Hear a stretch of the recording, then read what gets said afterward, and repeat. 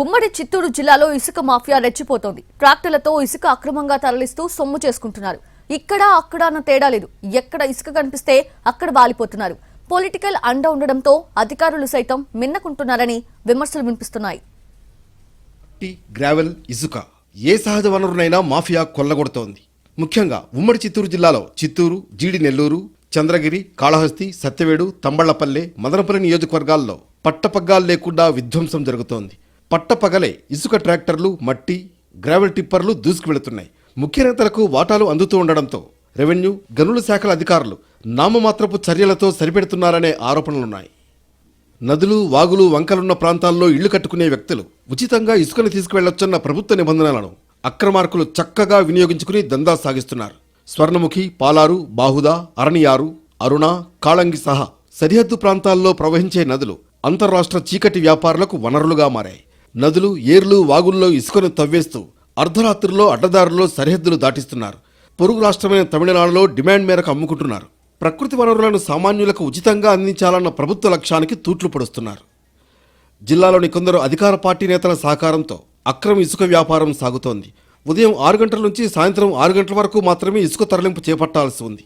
అంతేకాకుండా ట్రాక్టర్లకు ఇసుక తరలింపు ఉచితం. కానీ అక్కడ మాత్రం పెద్ద పెద్ద యంత్రాలతో ట్రాక్టర్లతో పాటు టిప్పర్లకు ఇసుక లోడింగ్ చేస్తున్నట్లు సమాచారం. ఇతర రాష్ట్రాలకు ఇసుక తరలింపుపై ప్రభుత్వం నిషేధం విధించింది.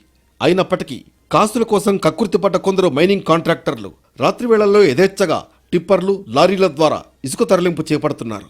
తిరుపతి జిల్లాలో ఇసుక ఖజానా స్వర్ణముఖి నది.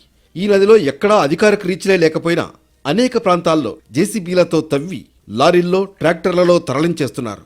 శ్రీకాళహస్తి నియోజకవర్గం తొట్టంబేడు మండలంలోని విరూపాక్షపురం, పెన్నలపాడు గ్రామాల వద్ద స్వర్ణముఖి నదిలో భారీ ఎత్తున అక్రమ ఇసుక తవ్వకాలు జరుగుతున్నాయి. శ్రీకాళహస్తి ప్రాంతం నుంచి ప్రధానంగా చెన్నైకి ఇసుక తరలిపోతోంది. చిత్తూరు రూరల్ మండలంలో 2 ఇసుక రీచ్ల నుంచి స్థానిక ఎమ్మెల్యే పేరు చెప్పుకుని నాయకులు దందా చేస్తున్నారు. జీడి నెల్లూరు నుంచి చెన్నైకి పెద్ద ఎత్తున అక్రమ రవాణా సాగుతోంది. ఇక ఈ వ్యవహారాలను నడపడానికి వైసీపీలోని ఒక కీలకమైన వ్యక్తితో ఎమ్మెల్యే కలిసినట్లు ప్రచారం సాగుతోంది.